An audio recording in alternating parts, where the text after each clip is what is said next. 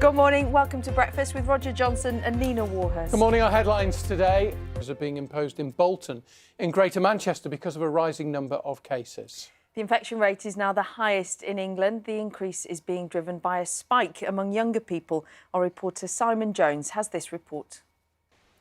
And Brexit's chief negotiator, Lord Frost, has warned the European Union that the UK isn't scared of not having a trade deal at the end of the transition period. We're going to talk to our political correspondent. We're going to stay with coronavirus. Obviously, it's not just an issue here, as we well know. A strict lockdown in Melbourne, in Australia, is being extended by a fortnight as the city battles a spike in COVID-19 infections. The authorities have said the restrictions will be eased in the months ahead if rates of new cases continue to fall.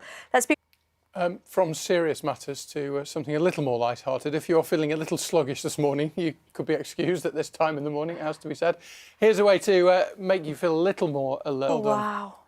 Yeah, rather him than me. Absolutely. You're watching BBC Breakfast. It's just gone 6:10. Now, a hospital in Jerusalem is carrying out a programme which it says is a world first in supporting COVID-19 patients. Yeah, those who've recovered from the virus are volunteering to access the wards and help those who are currently being treated. Our Middle East correspondent Tom Bateman sent this report. 13 minutes past 6 now. Shall we have a look at the Sunday morning paper? One of the stories we're going to be talking about during the course of the programme this morning is the drive to get people back into offices, which is something the government is quite keen to promote, particularly with regard to civil servants. The Canary Islands, though, could have the solution for people who are able to continue working at home.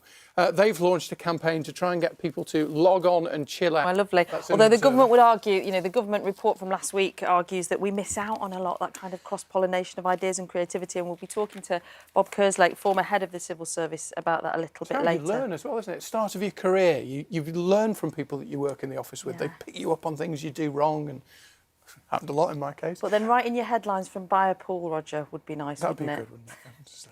Have you ever bought anything for Mrs Johnson that she's not appreciated? I have, but we'd better leave it there and move on. I bought her a bread maker once, actually. Made any bread with it? Yeah, we have. Oh. But, yeah, this is the second incarnation. The first incarnation was so unappreciated it was taken back. Oh, OK. Long You time look ago. contrite about that, and rightly so. You got it wrong. Hopefully she's still asleep.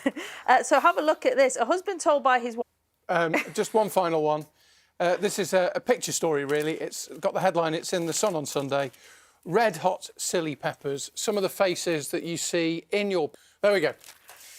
Let's check in with Thomas now with a look at this morning's weather. Good morning. How are you? That's a less scary face to look at. Oh. Could be worse. Autumn definitely on its way, though, Thomas. Many thanks. Right, just before we go to the travel show, we've got a little bit of breaking news for you. We've been trying to stand this up through the course of the night, but we have now had a statement from West Midlands Police who confirmed that at approximately midnight today, they were called to reports of a stabbing in Birmingham city centre.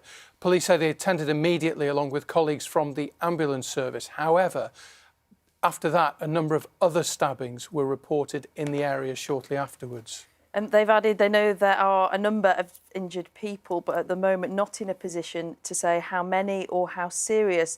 All emergency services are working together at the scene and making sure that those who are injured have received medical care. So just to say, there's been confirmation that approximately 12:30 this morning, calls to reports of a stabbing in Birmingham city centre. We will, of course, bring you all the detail from that story as we get it throughout the morning. Yeah, the team are working on that as we speak.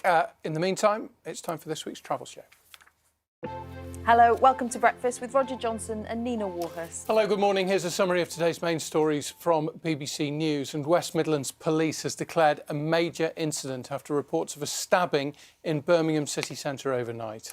They've said a number of people have been injured. Simon, Britain's chief Brexit negotiator, David Frost, has warned the European Union that the UK isn't scared of not having a trade deal with the EU at the end of the transition period.